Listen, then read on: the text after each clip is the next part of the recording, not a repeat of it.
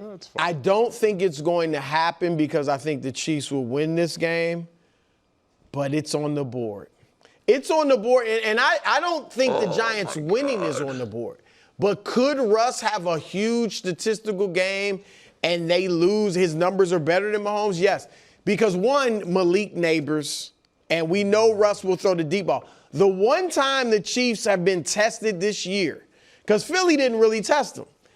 Obviously, the Chargers did, and Justin Herbert had his way, Quentin Johnston, all of that. So they are facing, Russ is still great at throwing the moon ball. You got a top-tier receiver they're going against. And again, they need a win, too. They are desperate for a win. So, yeah, it's on the board. I'm saying Mahomes outplays him, but it's definitely on the board, Danny. Of course it's on the board. What is happening? Nick, I don't take any joy in it. What's happening? I don't take any. You probably take a little. What is I take a little joy. He's making him squirm. It's funny. But, look, down in the passer rating, Russ, 13th in the NFL. Russ had one amazing game. Okay. Russ had an amazing game. Nobody can deny it. Well, do you want a bigger sample? If you put a Russ, you got if you more put stats? I'm telling you right now. You want to If what shows up on the screen, don't do it yet. Hold on a If second. what shows up on the screen is some Russ versus Mahomes, really, who's been better thing, I'm gonna lose it. Well, get ready. Give me my graphic. Since the start of last year. Oh, go to hell. Those numbers. Get out of here. I'm just saying. Get out of here. I'm just saying they're pretty similar. They're not. It's Patrick Mahomes and old Russell Wilson. They're not similar. Hold on. Is the question who's going to win the game? Right. Or It is says which outduels. The question is who's going to outplay. outduel. Right, so through the context of who's going to have the better quarterback That's an performance. appropriate graphic. That's an appropriate. I Thank will you, admit. Brew. Passer rating on Russ's side. Yards per attempt on Russ's side. Points per game, very slightly, but basically tied on Mahomes' side. Listen, obviously, I think Mahomes is the greatest quarterback I've ever seen. And I think, okay, Nick, I'm sorry. Second. No, he thinks he's the greatest. In terms of pure talent, I actually do think he's the best. But, man, the Chiefs can't score. They can't score. It's a problem, Coach. Not being able to score is a problem. Hold on. Am I just real quick before you go? Am I mistaken in that the Chiefs and Giants, I think they have a total point differential this year as far as points scored by each team of 3. I don't know who's ahead, even though the Giants scored 40 in one of their games. The Giants on the year have scored 46 points. Right. Yeah. So this idea that the Giants are an offensive juggernaut. That's not at Well, you all said what the I'm saying. Chiefs can't score. We saw the Giants score in half their games this year. The Giants have scored 6 points. And the other half they scored 37. They just had to get 40 rolling. or whatever it was. They just had to get They had to get rolling, right? Yeah, No, they lose first game 40 of to the 37. season, Oh, you're right. Working out the kinks. But it's been 3 years now of the receivers. They drop passes all the time. This guy's hurt. Hollywood Brown's out. Rasheed Rice is out. This guy's out. So as soon as they get this guy back, it'll be good. As soon as they get that guy back, it'll be good.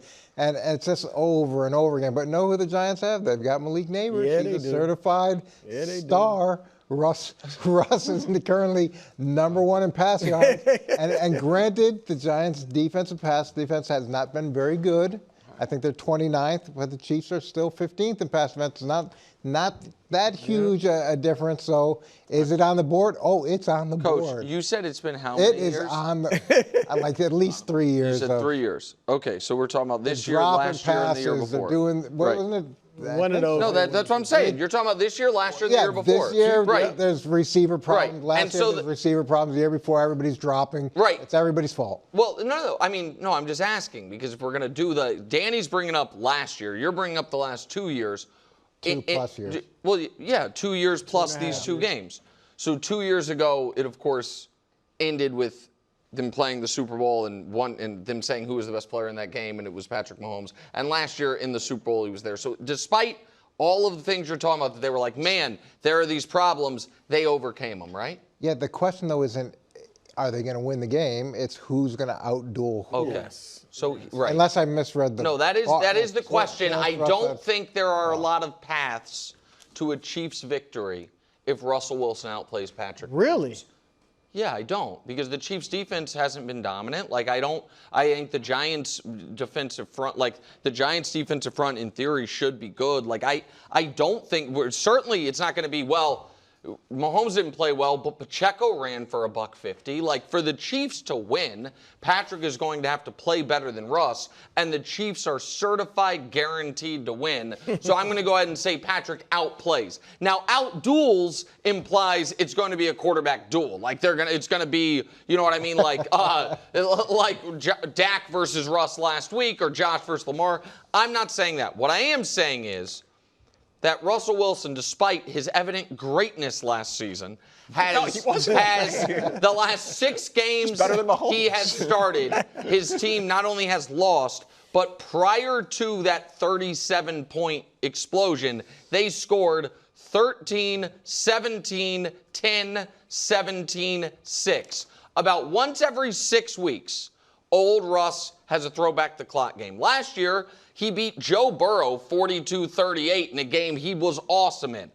Unfortunately for the Giants, and fortunately for me, Russ used that one game every 6 weeks last weekend. He is not.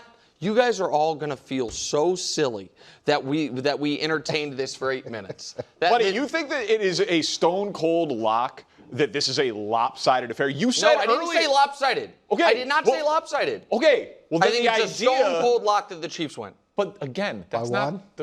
I don't care. That's not the question. I don't care. You said it could be ugly. You said the style points thing earlier is not going to. Yes. So in that world, He's not going to outplay Patrick Mahomes. He could throw a couple more Give me a break. Because Patrick could throw 1 touchdown and run for it. But that counts. Running for touchdowns counts. Time now. He could throw a couple. Time now. Where are we? Oh, those lights means time for upset alert. That's right. This segment's so hot, Wilds is mixing it with his NyQuil to get over his alleged cold. Let's take a quick look at the standings to see where we are through week 3. Brew, come on. You got to get on the scoreboard. This is the week I get right. KW. Right? That's what I'm saying. Got 1 That was worse point than in mine. week 1. Last week, Brew at Chicago beating Detroit. They lost by 1,000. But Wilds had Cleveland beating Baltimore. They lost by 2,000. No, they lost by less than your team. Felt like Greg had Atlanta beating Minnesota. They won easily. Coach and Greg defending their season title from last year nicely. Coach, you are first up in upset alert. Oh, wait. Oh, I got to show you guys the rules. I know where Coach is. By the way, because Danny's new, I got to show everyone the rules real The rules quick, don't obviously. really apply because we never got paid. So yeah. You guys haven't gotten paid? no, still waiting for the money. Big shooter, take out the cash. Whit, if you're watching, that's a problem. That's That's what- it was supposed to be money order. So, I know. Supposed- take Visa gift card? line Something- shot. Oh, it Show says dinner. cash. All right, yeah. You're right. You and Greg are owed money. Danny is going to pick today on behalf of Wilds through a fog of humidifiers tapped in his Very his nice. pick. got the data. Coach, go ahead with your pick. All right, I'm going big game hunting. The Cleveland Browns will win this weekend. wow. This guy can't stand You Micah. are going big game hunting. My Okay, goodness. So What do you have against Jalen? So let's look at this. Green Bay's already talking about how they're going to go undefeated. So you've got that problem. They've got 2 big emotional division wins. Okay, huge wins for them. Now they're going to play an AFC team. They're going to play some dog. It's a 1 o'clock game. So there's that human element to it where they think they can just mail this one in after the 2 big victories. And you're saying, okay, well, Cleveland got blown out by Baltimore. When you look at that game, they played really well defensively, which doesn't seem to make any sense. But it was a fumble return for a touchdown. It was a block punt to the 5-yard line. It was an interception that set up another touchdown. It was going for it on 4th down that set up another touchdown. It was play after play that put the defense in a bind. But this is a really good defensive team. And they've got a guy that might rival Micah. I don't know if you guys have heard of him, but he's pretty good too. How's he against the run, Coach? I well, don't know. I'll be honest. I He's been can't, really good I this can't year. judge Myles Garrett unless I can see his run stop win rate. Miles is a little bit more effective against the run than Mike is. So I think this is one of those prime games where Green Bay is riding so high, and you go into a situation like you're playing a team similar to Cleveland, and the human emotion side of it is we can exhale and we can kind of mail this in where Cleveland's defense can create a ton of problems, and they're underrated at this point because of how lopsided that score looked last week. Coach, with you being so excited for this game, and what a great bar, undefeated. Jay, no, you didn't. Thank you. If you'll be back in Cleveland in time, I'll use that cash prize you owed to buy you great tickets for this game if you'd like to go watch it. I'm good. I'll probably watch it. Okay, watch it from home. Okay, all right. So, Coach, that would be an 11.5 pointer. I know, that's right. That'd put you guys at 18 points for the year. Big one. You sold it well, Coach, but look, this one isn't a huge upset, but I just need to get on the board. Yeah. All right, so Houston, for the second time I picked them in an upset alert, over Jacksonville. Just need to get on the board. I need to get on the board. I did. Points out And here. this one, I'm shocked that the Jags are favorites. I mean, they beat Carolina, which is in the running for worst team in the league. They lost to Cincinnati with Jake Browning playing the bulk of the game. And then Houston has lost to two, Super Bowl contenders by a total of, 6 points? So they are. I think they obviously know their season's on the line. Well, I actually wouldn't write them off at 0-3, but still, to them, their season's on the line. They are desperate for a win. CJ is better. They got the better quarterback. I'm sorry, Nick. I know he's your All-American, but Trevor, against two bad defensive teams, has looked mediocre at best. He's pushed the ball down the field. He's got like a 78 passer rating. He's got 3 interceptions, 4 touch, like very mediocre. Houston, I think, has a better defense too. They're gonna get after Trevor, make it tough on him. So this, to me, I almost felt bad picking this one because I know they're gonna. I'm getting points. I got to get on the board. All right, that would Easy. be 4.5 points. Easy It would get one. you on the board. I'll take it. All right. In for Kevin Wildes today is Danny Parkins. Wildes is out, so there is a new Punxsutawney Phil of football. Okay. That's right. I spoke to Wildes. Yeah. You may be asking, do they call him the Punxsutawney Phil of football because he's covered in fur and lives in a log? No, it's just a coincidence, Coach. It's because he sees the future. He at least used to. Well, here's the thing about his premonition this week. Seems like there might be a tinge of bias because the Punxsutawney Phil of football has the Patriots beating the Steelers in Foxborough. Now, here's the thing. Wildes is scheduled to be in attendance, but now he's on the injury report with an illness, so we're not sure. But I know what you're thinking. There is no way that Drake May could beat Aaron Rodgers. Oh, can he? Oh, wow. That's right. Full game since the start of last season. Drake May and Aaron Rodgers. Storyline going into this game, Drake May looks up to Aaron Rodgers, idolizes him. Wildes told me that. I don't know. Guy on the right seems fairly comparable to the guy on the left. And here's the beauty of this. Wildes maybe getting a beverage, stopping at the team store. Before he even gets to his seat, the Patriots are going to be winning this football game. Most first quarter points through the first 2 weeks of the season. Thank you, Josh. Patriots have more first quarter points than the Bills, Packers, and Chargers, the most of any team in the NFL. And Pittsburgh's allowed the 5th most. Well, I know what you're thinking. Okay. About the defense. Yeah. What defense for Pittsburgh? I mean, worst defense ever under Mike Tomlin? People are asking. So, it's an easy one. It's a biased one. But I spoke to the Punxsutawney Phil of football. That would also only be a 4.5 pointer, but it would get Wildes and Brew need a win. It counts. So you like mine the best. Yeah, well, yours is certainly the most yours upside. won't happen. Right. I think yours is gonna be tough to pull off, but if you do, you open up a massive lead. Time now for honestly one of the most important segments we do all week. Nick's picks. Now I got to tell you. Yikes. Oh. Last week. Oh, my. Last week. Yikes. Patriots, easy win, no problem. As an underdog. Chiefs, Nick's picks this year are 0-2 in the Chiefs and 3-1 in the other 4 games. And that one loss is that Jags game, which was stolen from me. I considered filing a police report in that game. They're up there. Joe Burrow goes out. Jake Browning's throwing picks. They're up 3 at the 8-yard line with 2 minutes left. By the way, I understand analytically why he went for that 4th and 5. From a covering perspective, though, it's a disaster. You kick the field goal, you go up 6. I can't lose, but it's fine. You know how you come back from 1-2 week with a 3-0 week, and you know how you get to a 3-0 week? By taking the games everyone else is too scared to take.